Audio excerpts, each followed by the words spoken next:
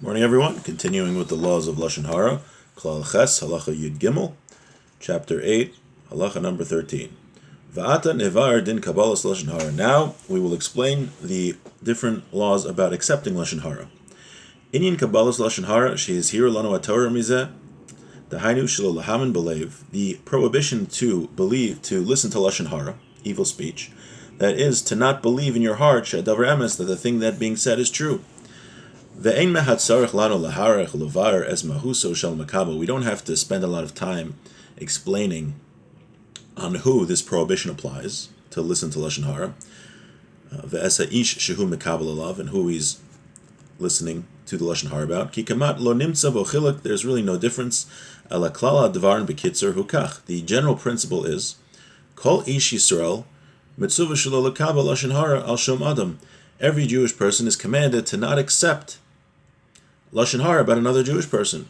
Chutz me'al apikorsim, umalshinim, ukeyotze behem, oisim sheyotze mechal misecha, except for heretics, malshinim, those who report Jews to the government, slanderers, ukeyotze behem, and things like that. Sheyotze mechal misecha, they're not considered part of the Jewish people. And we talked about yesterday the people that report to the government and the different cases and caveats. So before defining someone in this category, you have to be careful and see exactly what it's referring to. If you want a more general discussion about that, we talked about it yesterday. But those people that are not considered part of the Jewish people, there is no prohibition, just like there's no prohibition to speak Lashon Harah about them, there's no prohibition to listen and believe Lashon Harah about them. There are certain sins which are so egregious that one loses his Jewish status in a certain sense, right? And one of those sins is apikorsis, is heresy. He doesn't believe in the basic things taught by the Torah, and being that the case, he is not considered in a certain sense part of the Jewish people, and it is permitted to accept Lashon Harah about him. Now, this doesn't apply to a regular sinner, right? Even someone who sins on purpose. That's not what we're speaking about here. Even though he's a sinner, he's still part of the Jewish people. This is talking about someone who doesn't agree to the basic concepts of Judaism, that the Torah was from Hashem, the Yud Gimel Ikrim of the Rambam, that are accepted by the Jewish people. Fine. Okay. Let us go further.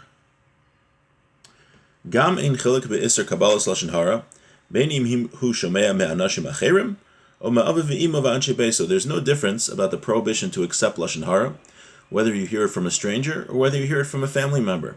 So even if your father, mother, sibling tells you Lashon Harah, you're not allowed to believe it, even though it didn't come from a stranger. Not only that, Matzinu b'tana d'vei Eliyahu, she'im roa adam la'aviv le'imo she'medabrim devarim yiseirim, kigon Lashon Harah ukadome, levad she'muzer shelo l'kamal divrayim, elahu tzarech gam kim limnoa asam mizeh. It says there that if somebody hears his parents speaking Lashon Harah, not only is there a prohibition to accept, to believe the Lashon Harah being told by his parents, but he also has to warn his parents not to speak like that. Has to correct his parents. Now, the Chavetz Chaim writes that this has to be done in a respectful way. The Gemara in Kedushin tells us that when someone's parent violates the Torah, he has to correct them, but it has to be done respectfully and with a soft voice. Isn't this Lashon Harah? Doesn't it violate the prohibition of speaking Lashon Harah? And one should not refrain from correcting one's parents when it comes to this. V'yizar, he says, V'yizar zeh b'derech kavod, it has to be done in an honored way, like we wrote in the Ber Mayim Chaim. Like we know, the Torah, one of the 10 commandments will be celebrated on Shavuos, is to honor kavod es avicha v'asimecha, to honor one's father and one's mother. So that included in that is that when one rebukes them, it has to be done in a respectful way. Now, and if you're quiet when one's parents are speaking Lashon Harah and you don't say anything about it, then not only will the parents be punished, but the person, this child who didn't rebuke them, will also be punished. It says in the Gemara in Shabbos,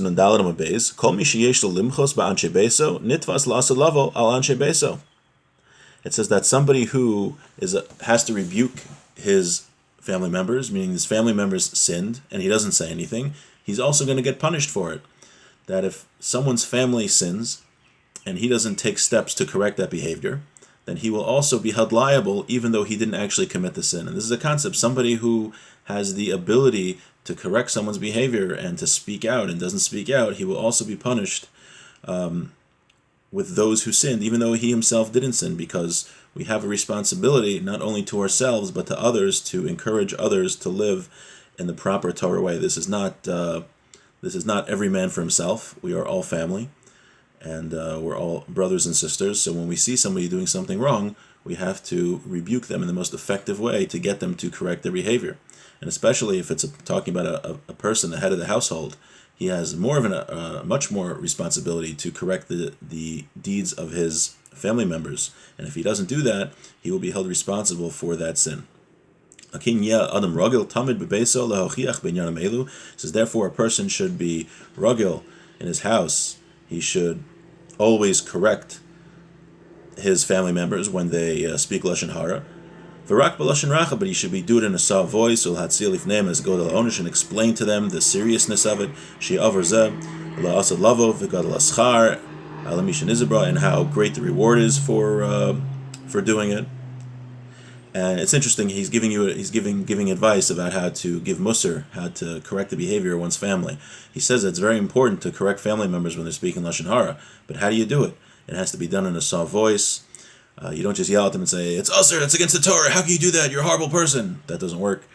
You just tell them in a soft voice. You have to explain it to them. Oh, maybe Lashon Harah is very serious, and one gets a great reward for following it. You have to encourage them with positive encouragement, and explain it to them. Right? We don't just say that follow it because of X and yell at them, but we actually explain it to them. Explain to them the seriousness of the sin.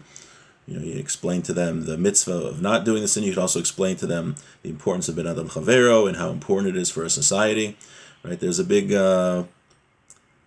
someone made a comment recently about why there are how come from newspapers, Orthodox newspapers, don't print negative stories about Jews, about Orthodox Jews especially.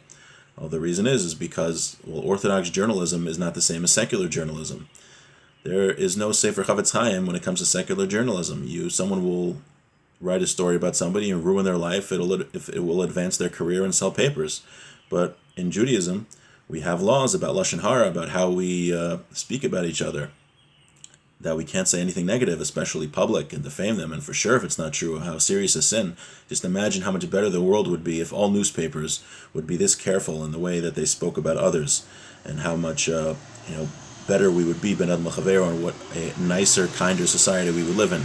So obviously it's not surprising at all that an Orthodox newspaper, which follows the laws of the Torah, obviously, because the Orthodox Jews follow the laws of the Torah, that they're not going to print negative stories about other Jews, because that's against the Torah, as we're learning in Sefer Chavetz Chaim. Okay. So now, but a person has to be careful to rebuke his family members not to speak Lashon Harah, and more important than rebuking his family members, he has to be careful himself not to speak Lashon Harah, right? Parents shouldn't speak Lashon Harah in the house, because that'll be a bad example for the children. Right? If a parent is speaking Lashon Harah, right? Besides the fact when a parent speaks Lashon Harah, he does a horrible sin by speaking Lashon Harah, he's making a kilkul by teaching his children to act this way. Right? How is he going to say, if his kids speak Lashon Harah, don't speak Lashon Harah? I'm going to say, well, Dad, you were speaking Lashon Harah.